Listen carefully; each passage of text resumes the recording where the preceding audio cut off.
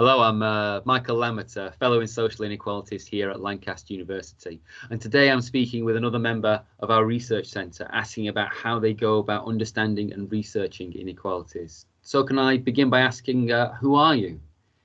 Yes, so I'm Elena Zambelli and I'm a senior research associate in the Sociology department, where I'm working on an ESRC-funded project that looks at post-Brexit migration to and from the UK. Professionally speaking, I have quite an interdisciplinary profile, partly because my research interests and experiences are broad, and partly because before coming to academia, I've worked for almost 15 years in other fields, and particularly in international development, with a focus on gender and development projects in the Middle East and North Africa region. So if I were to describe who I am academically, I would prefer doing so via keywords rather than by appealing to a specific disciplinary angle. And my keywords would be 5, and they would be sexuality, sex work, intersectionality, race and migration. So sexuality is at the core of my PhD in gender studies, which I obtained little more than 5 years ago from the School of Oriental and African Studies. And in my dissertation, I explored how Italian and migrant women in Italy negotiated their use of sexuality in contexts where doing so jeopardized their respectable and human status, engendering or exacerbating their subjection to the whole stigma. My research was based on ethnographic fieldwork, which I pursued by doing research in Italy across a continuum of spaces of sexualized leisure and sex work, recreational pole dance schools, strip clubs, and different segments of the sex market. And as part of my research, I looked at the unequal hierarchies of social and economic value structuring the market for sexualized leisure and sex work. And doing so required obviously looking at the intersections of race with gender, class, and sexuality in working women's lives, whether they were in sex work or not. Then, after my PhD and building on my experience in international development and gender and development in particular, and also my area knowledge of the Middle East, I worked on 2 different projects, one at SOAS and one at the Institute of Development Studies at Sussex University. So my project, the project that I worked on at SOAS, explored dynamics of youth inclusion and exclusion in the aftermath of the Arab Springs. And as part of it, I've done research on a transnational Palestinian youth group and explored their intersectional and anti-colonial politics.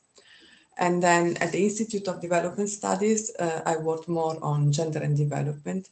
That's actually where I have also done my own master in gender and development. And so I continued working on that, particularly looking at the relationship between women's economic empowerment, paid work, and unpaid care work. Now, after IDS, I moved to Amsterdam and to Vrije Universiteit Amsterdam, where I've worked for 4 years, right up until I came to Lancaster on an ERC-funded project that looked at the social construction of race and the role of the law in constructing race in contemporary Europe. So it was a heavily critical race theory-informed project, and specifically, I've done a multi-sided ethnography that explored the everyday experiences of discrimination and racism as lived by couples that traversed national and racial boundaries. And then I arrived at Lancaster University just a few months ago, and here I'm working with Professor Michela Benson, who is also our research director, on the project Rebordering Britain and Britons after Brexit, which is also co-run by Professor Nando Sigona at Birmingham University, who's also the director of the Institute for Research on Superdiversity. And here we are, just in the data collection stage. That's an absolutely fantastic exposition of both of your identity as a researcher and how that's developed and accumulated and obtained enormous significance over time. I mean, that's truly fantastic. So can I ask a bit more about what it is? I mean, you've already explained an awful lot, but in your current context of the role in the project and the research, what it is that you do? Yeah, I mean, now I'm part of a team of 4. There's also another postdoctoral researcher based at Birmingham University. And now, at this very moment, we've just launched a quantitative survey that is directed at non-UK born nationals in the UK, including EU nationals, but not only. You know, those that would have been called third country nationals before, but no longer so after the UK Brexited. So it's directed at them and also at British citizens that live in the EU, as well as EU nationals that have returned to the EU after Brexit. And that will be followed by qualitative work, both interviews and focus groups.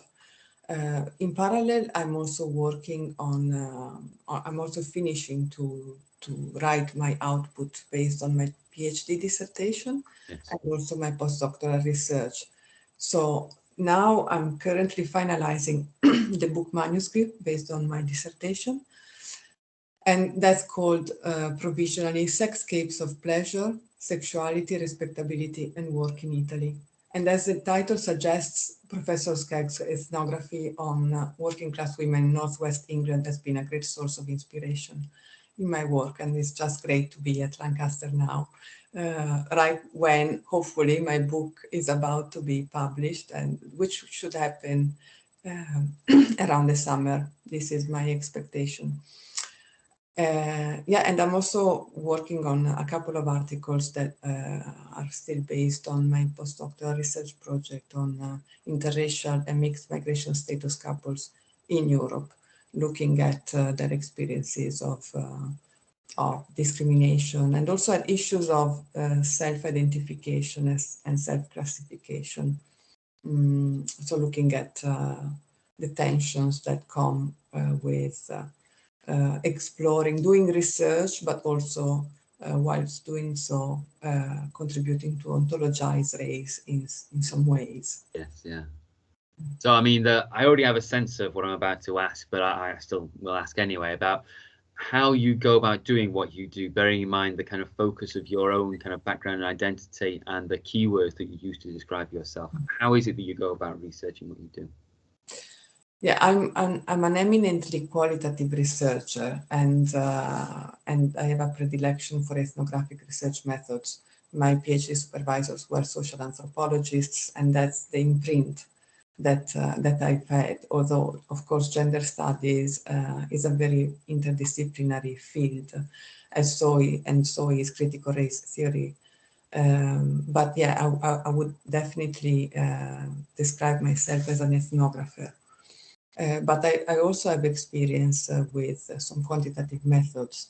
Like in some of the research projects that I've worked in the past, there were household surveys. So although I can't say that I've designed them, I have contributed enough to be able to, to understand and to shape methods in a way that is inclusive and purposeful. And indeed, this is also what I've done for the current research project with Professor Benson. I've been heavily involved in the design of the quantitative survey that we've launched right now. I also have quite some experience in working with so-called hard-to-reach groups, having worked with people that are stigmatized for the use of sexuality, such as sex workers, or because of the ways in which they are racialized as non-white. Yes. So that is something that I'm very experienced with and confident going about. I mean, I will sort of feed into how that relates to inequalities, but already it's fantastic to have a sense that this idea of inequality and perhaps injustice is embedded not in just what you study, but how you go about studying it as well. And that really comes across forcefully in that sort of profile of yourself that you describe. And that's, I think, really, really important in thinking about inequalities. So can you, I mean, you already alluded to it, but can you give one example of how your work engages or relates to inequalities? Yeah, I mean, as you said, really, like all of my research really deals with that and with intersecting structures of oppression. It's just how I go about my work, how I think about the world we live in, and how I think about my own position in it.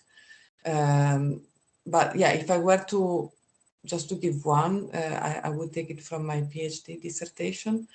And so I would look and that deals with the intersection of gender and race.